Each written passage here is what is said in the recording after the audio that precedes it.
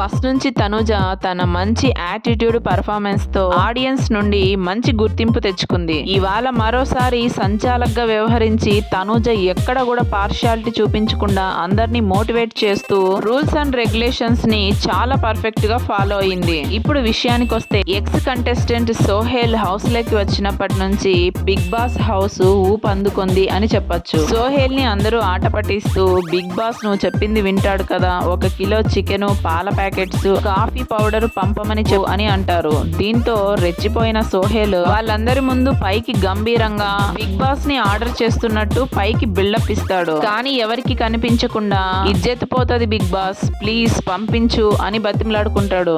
అయితే first Bigg Boss chicken, milk packets, coffee powder photos ని పంపి అందరినీ ఫూల్ చేస్తాడు.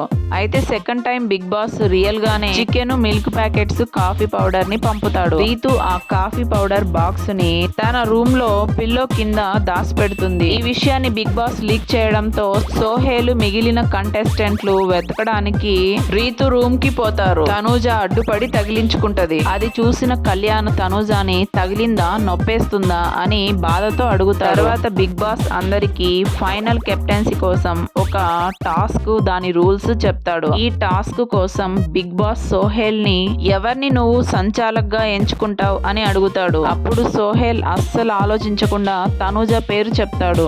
తనూజ సంచాలకుగా వ్యవహరిస్తూ గేమ్ కి పర్ఫెక్ట్ గా ఎక్కడ పార్షియాలిటీ చూపించకుండా అందరినీ ఈక్వల్ గా చూస్తూ ఈక్వల్ గా మోటివేట్ చేస్తూ చాలా పర్ఫెక్ట్ గా వ్యవహరిస్తుంది. తనూజ గేమ్ ఆడటంలోనే కాదు, సంచాలకుగా కూడా సూపర్ పర్ఫార్మెన్స్. తనూజ పైన మీ అభిప్రాయాన్ని కామెంట్ రూపంలో తెలియజేయండి.